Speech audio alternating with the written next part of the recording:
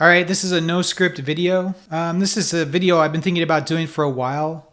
It probably, I don't know, it might have been better if I had scripted it, but I just want to get it out there because it's just a basic idea that I have about some of the problems that we see happening out in the world. It's pretty hard for me to avoid talking about politics because I don't want to sort of mar the channel. My channel's sort of built around evergreen videos, and I don't want to particularize it by going into the politics of the moment. But yet, I understand the importance of getting traction on objective reality and helping people understand that there's something out there that's never going away to keep them rooted. So I have a theory about what's happening out in the world and why it seems like fascism is starting to gain traction. And it has to do with the paradox of choice.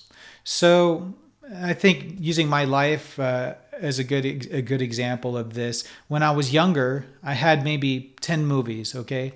And I just watch them over and over. I do other things while they were playing, but I'd still get excited to watch them every time I put them on, like Star Wars or Real Genius. I'm that old. So there was always like very few choices. But now I've got literally 600 movies in Fandango. And it makes it much more, not difficult to make a choice, but it changes the qualitative aspect because there's so many options. So it's not a matter of like, I'll watch this one today or I'll watch that one today.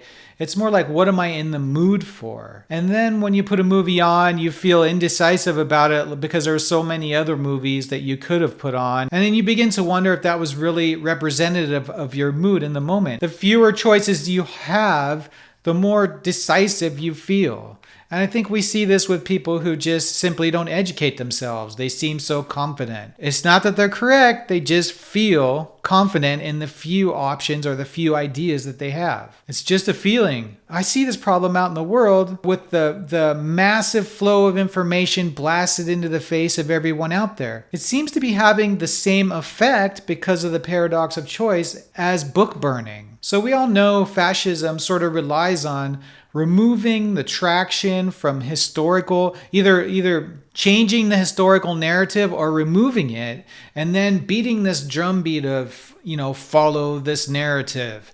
This is what we're telling you. Dun, dun, dun, dun. We're telling you this one thing. There is nothing else. And by the way, fascism will never survive objective reality. They can't delete out reality, so there's always going to be revolution with fascism. We might get trapped in such a bad fascist situation that we can't escape until there's a natural disaster or something like that. That's quite possible. We need to avoid that. We should avoid that. But it's tough. Because, something like fascism is the lowest common denominator. So it's very easy to destroy things and say the same thing over and over. Reality is much more complex. Following reality and staying attached to the context of reality and being rational takes effort. It takes education. And therefore, it's not the lowest common denominator or the easiest path. It's not the path that most will take. And so we have a problem. We have a mismatch where information is flowing at such a rate that it's creating an indirect relativism with those who haven't taken the time to generate a strong contextual root. Since they become relativistic, they don't know what to believe. The loudest and the heaviest sounding voices are going to, in the end, win them over because it sounds good, because it's fun. It's fun in the moment. Anybody who's living, effectively by sense alone is going to be overcome by it. That's a problem that we have with the internet right now and information flow. And it's scary to me. And the reason why it's scary is because it doesn't seem like there's going to be any way to stop it. And if there's no definite way to stop it, it may be that the situation, the civilization game that we're part of is determined to end in conflict, death, suffering, tragedy, because the lowest common denominator is control, whereas reality, the change, the complexity doesn't allow for total control. It's freaking tragic, you guys. It's tragic. If you're asking me how to fix the situation, it's a matter of conditioning and attention. Eventually, fascism will have torn everything down and they won't have anything to other anymore. Basically, I just wanted to say think about the paradox of choice. We're conditioning against an indirect scenario where it's like large amounts of information are creating the situation where it's similar to not enough information, or having books burned and having no history. It's creating the environment where relativism is rampant. Reality is dictated by choosing the right facts. If you do decide to choose only the facts you like to hear, we shouldn't consider that education. Education is when you're open to all the facts available and then you come to a conclusion.